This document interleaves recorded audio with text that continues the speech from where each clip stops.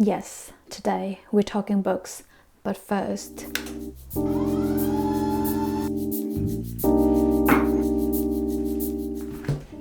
today I'm coming at you with a list of books that could help you improve your relationship with money.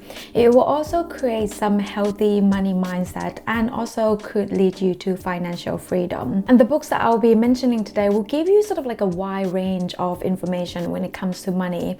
And if you just apply a little bit from these books to your daily life, it could really be life-changing for you. And I can say this from my experience because these 4 books have actually completely changed my life and my relationship with money. Now, I have to say, I've always been good with budgeting. I've always understood the importance of setting the amount of money that you can spend every month.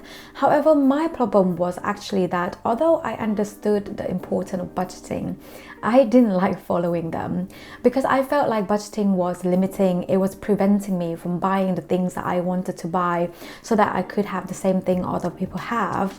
And it wasn't until this book came along, The Psychology of Money by Morgan Housel. It gives me a totally different perspective about the haves, and maybe having things is not always what it looks like. One of the most important lessons I learned from this book is that wealth is actually what you don't see, and that spending money to show people how much money you have is actually the fastest way to have less money.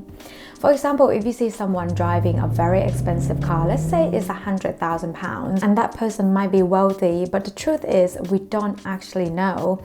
We always judge other people's wealth by what we see only because we can't really see what they have in their bank account.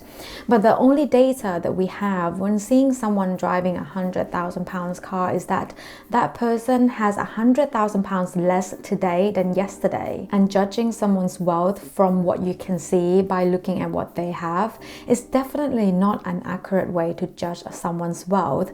And this alone, one lesson from this book, has shifted my mindset completely. Another important lesson from this book is that there is actually a distinct difference between getting rich and staying rich. Morgan talks about how getting rich and earning money is something that is widely focused about in our society. It gets talked about a lot, however, not many people talk about how to stay rich. There are hundreds and hundreds of books out there talking about Warren Buffett, of how he became wealthy, how he became rich, how he earned his money. However, none of these books actually talk about what he does after he became rich. Warren Buffett didn't get into debt when he became rich. He didn't invest in something that was insensible when he became rich. He didn't panic buy stocks during the dip, and he definitely have been living a very sensible lifestyle, and that's the reason why he has been able to maintain his wealth. So for all the rich people out there, well done, but you still need to keep staying rich. Now, the second one is Your Money or Your Life by Vicki Robin and Joe Dominic. Now, the book actually covers 9 steps to financial freedom, which I'm really not going to go into in this video because otherwise we'll be here all day. But the most eye-opening lesson from this book that I've never really heard anyone talked about this way before is the concept of time, or how Vicki refers it as your life energy. Vicki says that the real asset that we all have is actually not the money, not the car, not the house, is your time. Because it's so limited and when it's past, you just can't take it back. When we are born, we have a very limited time on earth. Approximately, we have around 650,000 hours only. That's it. So what we do with our precious time is so important. And because we have bills to pay and kids to look after, naturally we all have to work. So it's really important to think about how much actually exactly are we being paid for the time or life energy that we trade for the money that we earn. Now, I've never really thought about it this way before, but it actually makes a lot of sense, because while you're doing your job, there are also other things that you have to do in order to allow you to perform the job.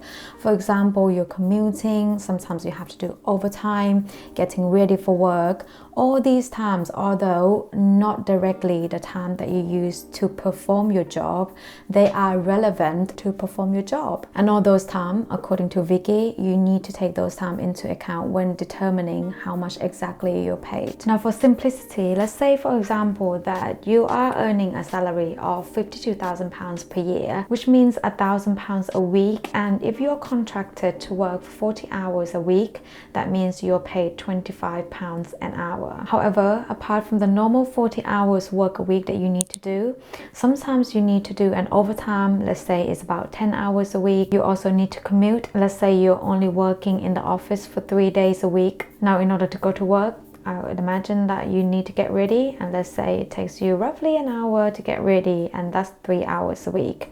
And if your job is so stressful that sometimes you need a counseling just to keep you sane, then let's say that's 2 hours per week. The total amount of hours spending for your job alone is now adding up to 61 hours. However, your pay doesn't change. As a result, you're only getting £16.40 per every hour of your life. Quite a bit of a change from £25 per hour. So whenever you look for a new job, instead of just comparing the current annual salary with the potential annual salary, I think it's probably worth taking into account all other times that will come with the job. For example, will you have to work extra hour, which is natural if you're stepping up your career, if you have more responsibility, normally it comes with more hours, and really think about whether that will be worth it. The next one is this one over here, Simple Path to Wealth by J.L. Collins.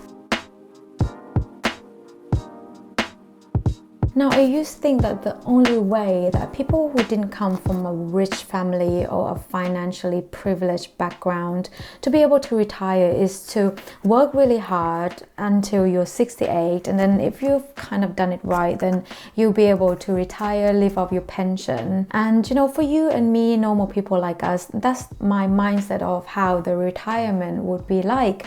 And it wasn't until I picked up this book that gave me a totally different perspective. This book basically outlined ways, actually a very specific way that the author has done it to reach financial freedom, have a really nice and reliable retirement plan before the age of 68, before the normal retirement age. Now, I'm not going to get into retirement early kind of topic, because retirement is different for everyone, and what do you mean by early also depends on when you start. So that's a different topic completely for another day. I'll cover that in due course. But in main, there are 3 things that J.L. Collins said that has helped him reaching financial freedom. The first one is a 50% saving rate. Secondly, avoid debt. And third, invest in index funds. An index is a list or a selection of stocks. So for example, an S&P in the US or FTSE in the UK. And an index fund is an investment that tracks or mimic the market index performance. Index funds typically invest in all of the components that are included in the index they track, whether that be the FTSE 250, the FTSE World, S&P 500. The only thing that I would say though is that this book, because based on where he is very US centric. Now for people who live in the UK, and same as I do, you can use this book as some sort of like a guideline. You know, a lot of things are quite relevant to us in terms of the plan or the path to the retirement or financial freedom. However, some of the items might not be relevant, for example the 401k or Roth IRA.